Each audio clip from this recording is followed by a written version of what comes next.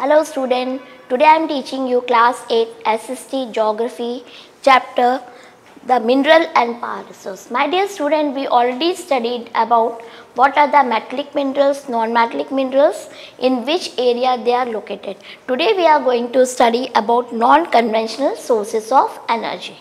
So in this non-conventional sources of energy, we will study solar energy, wind energy, geothermal energy, tidal energy, biogas and non-conventional sources of energy. So you see, these are the non-conventional source of energy is a good amount of energy. If we all use this, so we can save this other energy which will be exhausted soon. So with the increase nowadays, there is an increase in the demand of energy and fast depletion of conventional sources of energy. So now the non-conventional source of energy are gaining importance. Do you know? This energy is abundant, it is renewable, it is pollution free and eco-friendly. So we have to give more importance to this energy. Now you know, it can be more easily supplied to rural areas, urban and remote area. Thus it is also called the energy of future. So now the first today we are taking this energy is solar energy. As you know, sun is a big sources of heat and light energy and can be felt by us every day. Solar energy, when we trapped from the sun, and then it can be used as solar cells to produce electricity, so we can use it. Many of these cells are joined together into solar panels and to generate power for heating and lighting purpose. Do you know the technology of utilizing this solar energy? These can give benefit a lot of tropical countries that are blessed with abundant sunshine. Now, the photovoltaic cell that converts this sunlight directly into electricity.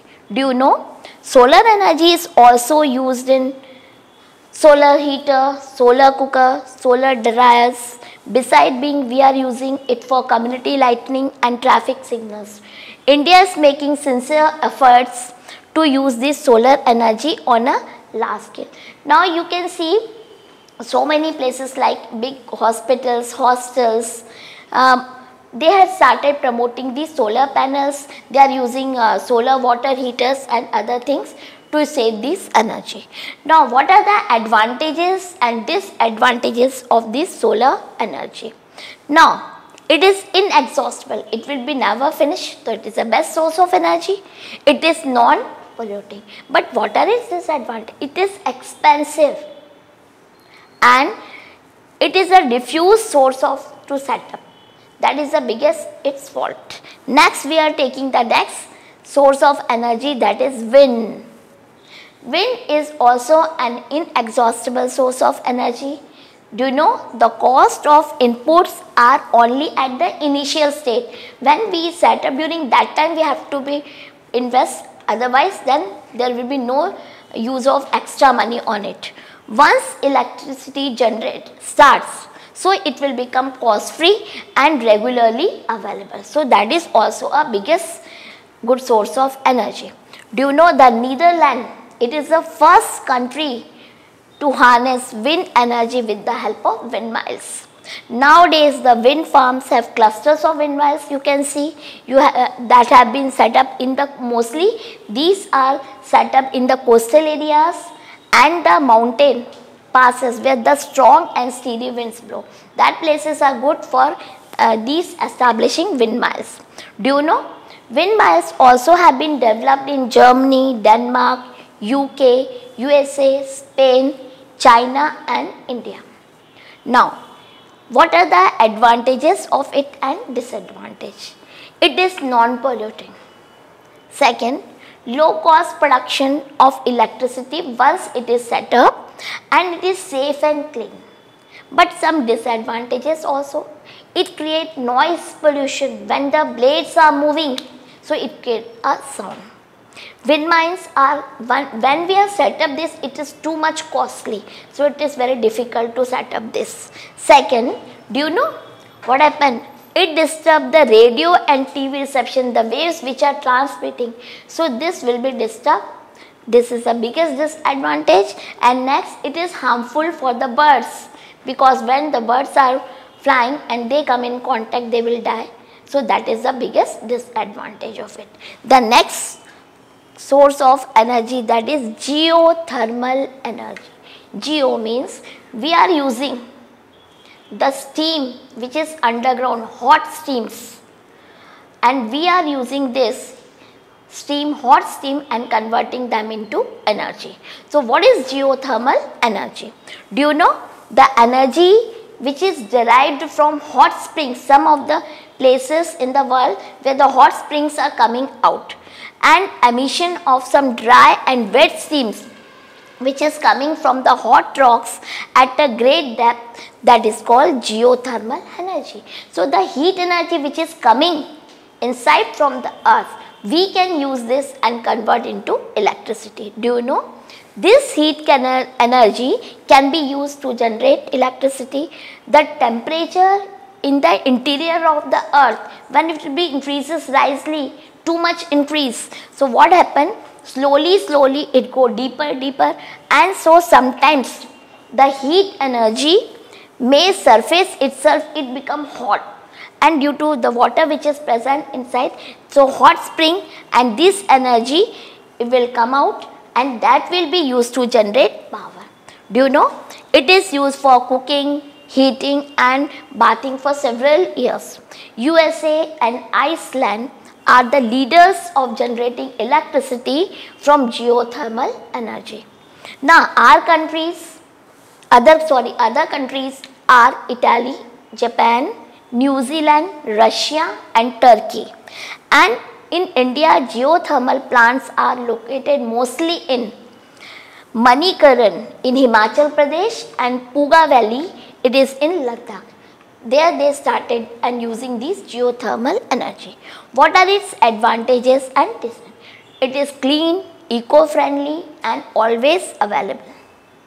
Disadvantage: it is located far away from the cities, so it is costly to transport this electricity. That is why our country is not making interest on this. Next one is the tidal energy. As you know, the rise and fall of sea water in the coastal areas are called tides. So we can use this and convert into electricity. Do you know the energy from high and low tides? It is used to turn the turbines, and when these turbines moves, they generate electricity. But the technology is not yet fully developed, so we are not using too much. Such electricities are generated in France, UK, Russia, France and Gulf of Kutch in India has used these tidal mill farms. What are its advantages? It is non-polluting, inexhaustible, but what is biggest disadvantage? That it destroys the wildlife habitat and difficult to harness. That is the biggest problem. Now next one is the biogas. As we all know, organic waste, especially human and animal waste, cow dung, dead plants and waste of the kitchen, these are converted into gaseous fuel that we call biogas. Do you know? It is useful for cooking and lightening homes. Mostly you can see nowadays in the villages, the peoples, they are generating these biogas plant and using it for cooking as well as lightening. Now, large amount of organic manures that are produced from the biogas plants that the farmers are using in the agriculture field. India, do you know, India is the leader in the development of this technology, because our 70% of the peoples are mostly engaged in this agriculture activity. That is why they started using this one. China has also developed this technology. What are its advantages? It is low cost, easy to operate and make use of bio-waste. But some biggest disadvantages also, that it causes greenhouse effect, because the smoke will be come out and that affect the greenhouse. Now, we studied these conventional sources of energy, but we have to be conserve all the minerals and power resources very carefully. So continuous, as you know, we are using these minerals, we are continuously using mining, doing mining activities and wasteful of minerals and power resources. So what? One day it will be exhaust. Therefore, it is necessary we can use them economically, and the following steps we have to be used for conserving these minerals and power resources. See what we can do. First, efficient utilization of resource. We can use resource very carefully. Unnecessary, we not waste it. Second one, we can improve the latest technologies and techniques how to extract and purify these minerals. Recycling of sources, mostly we can recycle it and use. That is the biggest step. Next, saving mines from collapsing, because so many we are using too much minerals, so minings are collapsed, so we have to be save it. Second, we can use some alternate energy resources rather than these. Next, if the above steps we can implement properly, then we can conserve these minerals and power resources, will be ensure a better economy for future generation. So my dear students, now what we studied, that what are the different places of the mineral resources. We studied what are metallic minerals, non-metallic minerals, non-conventional and conventional source of energy. Now name 3 common minerals that we use by every day. Mostly we know iron, salt and copper. What is an ore? What are the ores of metallic minerals generally located? Rocks from the minerals which are mined are ores, and ores of metallic minerals generally are found in igneous and metamorphic rocks formation. In these, wherever these rocks we can find it. Name 2 regions of natural gas resources in the world. Do you know? Russia and the Netherlands, these are the major producers of the natural gases, and India, Jaisalmer, Krishna Godavari deltas are the major producers of these natural gas. Now which source of energy would you suggest for rural areas, coastal areas and arid regions? In rural areas, mostly primary occupation of the peoples are agriculture and rearing of animals. So the organic waste and human waste which are available herein plenty, which can be converted into biogas. Other sources, mostly they are using firewood, coal and solar energy. Coastal areas. For the coastal areas, we will prefer wind energy and tidal energy. That is a good source. Next, arid regions. Very high temperature due to sun heat is typical of arid region. So we can use wind energy and solar energy in these arid regions. Give 5 ways in which you can save the energy at home. We can save them by put light and fans off when it is not in use. Use biogas as cooking fuels. Electrical appliances should be used as per instructions. That should be maintained properly. Use pressure cookers for cooking foods rather than open pans. Reduce the dependence on conventional source of energy. Switch on off to non-conventional energy resources. You know, the environmental aspect must be carefully looked into before building huge dams. Reasons why? Because dams create a big imbalance in earth equilibriums. Deforestation leads to environmental pollution. People become displaced if we construct dams. It affects the aquatic life, and most industries, most industries are concentrated around coal mines. Why? Because coal is used as a source of energy and power, and it is also used as raw material in most of the industries. That is why most industries are concentrated around the coal mine areas for the purpose of saving cost of transportation of coal. So it is cost effectiveness. Next, why the petroleum is referred as a black gold?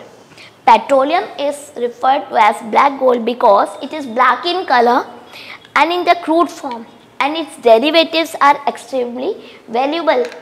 So petroleum is itself important. Next, quarrying can become a major environmental concern. Why? Quarrying can become major concern of environmental because it may destroy the humus of soil. Second one, it produces lot of noise pollution. It causes air pollution and occupational hazards. It causes so many diseases. Now, it can cause land degradation and soil erosion all over the world. Now, what are the differentiations? See, first one, conventional and non. Do you know? The source of energy which have been used for time immortal, they are exhaustible except water. Non-conventional, that source of energy which have been generally identified in the recent past, they are inexhaustible. They are generally pollution free and less expenditure required. Next, biogas and natural fuel obtained from organic waste, that I already explained you, dead plants, animals and materials. And it is non-conventional sources of energy, mostly we can use in rural areas. Natural, it is found with petroleum deposit and release when crude oil is brought from its surface. Second, it is conventional source of energy. It is used as source of power in urban areas, and it is also used as raw materials and in petrochemical industries. Ferrous and non-ferrous minerals which have iron content are there with the minerals, that is called ferrous minerals. They are magnetic in nature. Minerals do not have possess irons, they are called non-ferrous. They are non-magnetic in nature. India abounds in ferrous minerals. India is deficient in non-ferrous minerals, metallic and non-metallic. Do you know metallic minerals contain metals in raw forms? They can be melted and we can produce new products. They are generally associated with igneous rocks. When we hit, they do not get broken. They are malleable, ductile, good conductor of heat and electricities. So we can use it. Non-metallic, these non-metallic minerals do not contain metals. They do not yield any products on meltings. They are generally associated with sedimentary rocks, and when hit, they may broken into pieces. Now today I had finished this topic. In the next I will take the history chapter 2. Thank you.